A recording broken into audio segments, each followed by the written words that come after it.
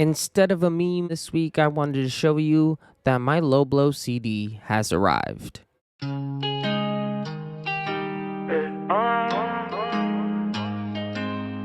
I have had a really long time to sit on this album. I made a review for it and then I scrapped that review, and then I made another review and I scrapped that one too. I kept listening to the album and I would hear different things and then I'd be like, okay, it's not this way. I originally thought it to be this way, but it's not this or that. So let me just start off by saying that I think Upper Hand is a better album. Now, I have come a far way from my original comparison between Upper Hand and Low Blow. When I first heard Low Blow, I thought that Upper Hand beat it by miles. I thought it was the easily superior album, and Low Blow definitely wasn't as good. I was thinking of giving it a 6 or a 7 because my score for Upper Hand was 8, and I felt that this album should not surpass it. But as time went on, I kept thinking, okay, you know what, this track's good, the singles are good, this track has really nice lyrics, this track has good production, there's positives about this track and that track. I really love this song. Maybe it's not as bad as I thought. And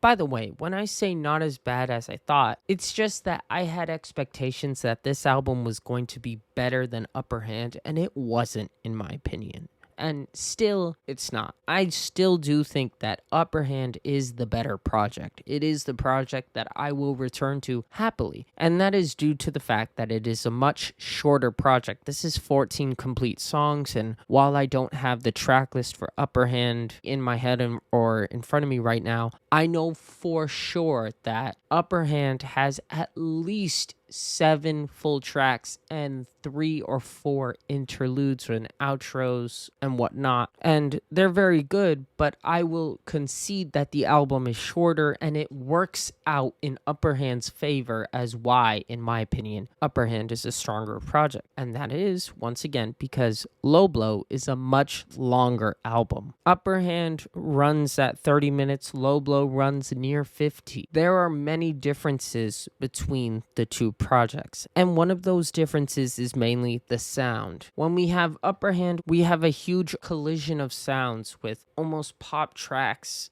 / worship and outside. We have really hard hype 808 driven music in Holy Smoke. We have more lyrically focused music in Tribal Council, while still having some bangers in Top Down and Clear, and then you have some introspective tracks that John Keith is really known for in Saltwater and 24K. There's also Pop Funko, which serves as another hard track, but it's a little bit softer than Holy Smoke. So you have all of these different sounds on such a small package, and it works perfectly in my opinion. Low Blow has different sounds, but it's much more subtle. It takes some time to see that it has different sounds, because on the initial look of it, most of the tracks sounded the same. They were slightly boom bap, lyrically focused tracks. 40 Days to me was somewhat similar to Don't Shoot the Messenger, which was somewhat similar to Blow the Belt Freestyle, which was somewhat similar to Slidin', which was somewhat similar to this and to that. CECE and Rich, as well as Act, had a similar vibe. But once you start to strip away those kind of general, like, oh, this is a hard track, this is a lyrical track, you start to see the differences between each track. So the song that I like the least is Free, and to me that's no competition. I heard John Keith say that it was originally meant for Eremos, and I'm so glad it wasn't on there because I hated it. Now, the outro of the song is really good, and No Big Deal's part on it is excellent, but everything else is not. Free is the only song out of the album that if I was streaming it, I would skip. And that is because I really didn't like hearing it. Everything else I wouldn't skip, and if I would, it's only because I'm in a picky mood. The next two are kind of tied, and that's What's the Use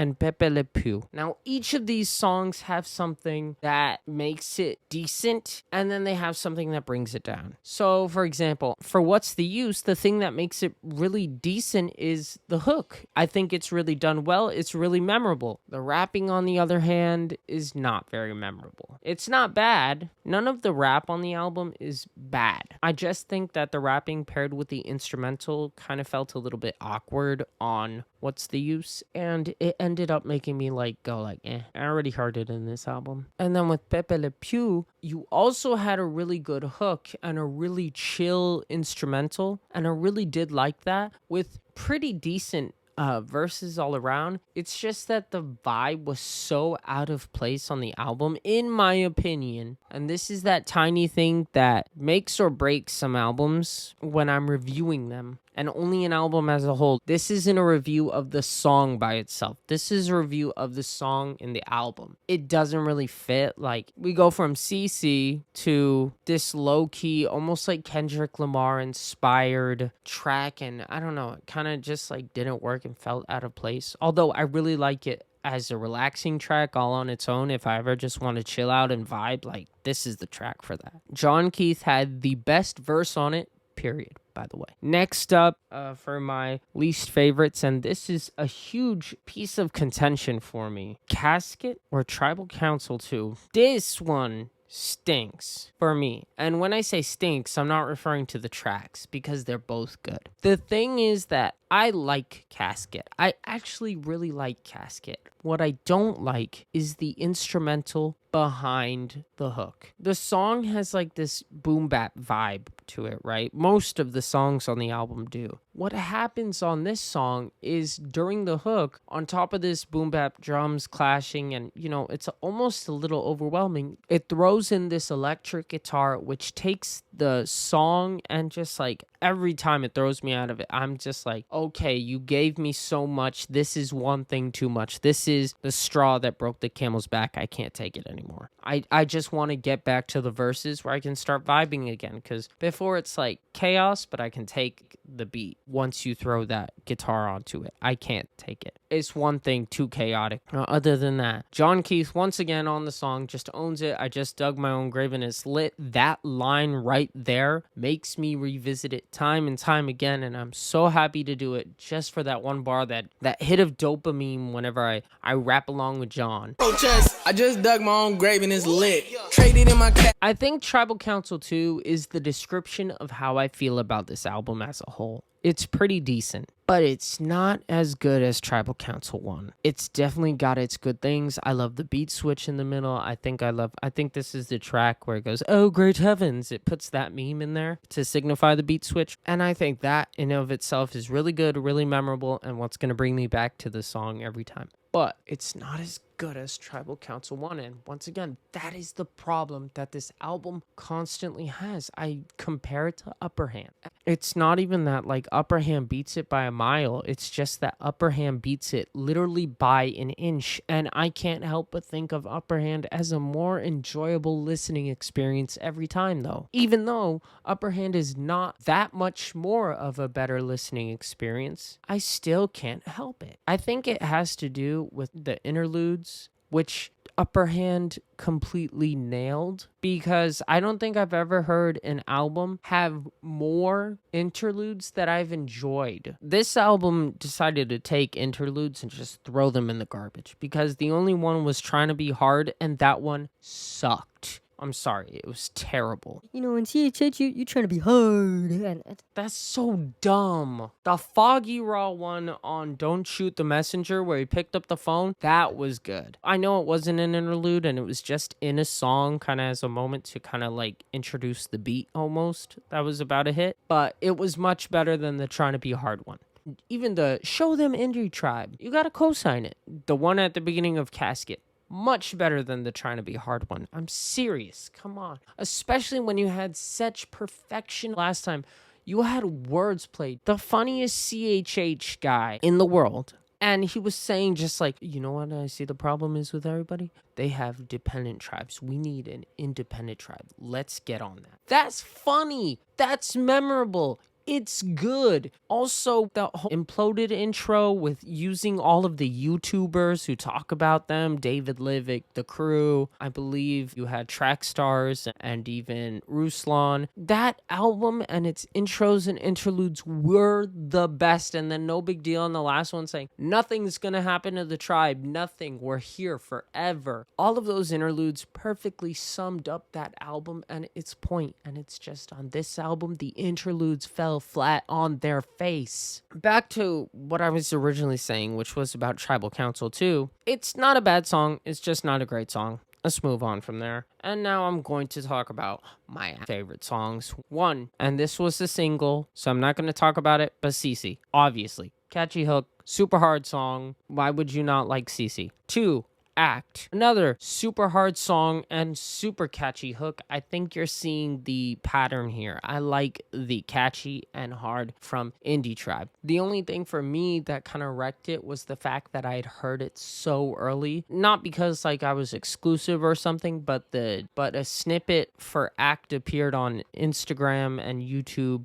about a year in advance, so I knew about the song, so it wasn't very fresh to me. And by the way, the rest of them that I haven't mentioned fall in this place of like, they have really, really, really 9 out of 10 things, and then they have like 6 out of 10 things. And those are like, Don't Shoot the Messenger, Below the Belt Freestyle, Rich and Sliding. Those things, like, they each got something, good about them, really good about them. But then they have something that's like, okay, I've heard better. They each got catchy writing and decent performances, rap performances given by the members. Like Mowgli, he actually did a better job rapping on this project. But then there were some times where it's like Below the Belt Freestyle and Don't Shoot the Messenger, even though they both had unique beats, just sometimes I felt like, especially at first, this isn't so much a problem now as it was initially, but I felt like sometimes I was listening to the same song over and over again. It's like, okay guys, come on, let's get off the boom bap wagon. Like I said, this is not a problem now as much as it was at first, but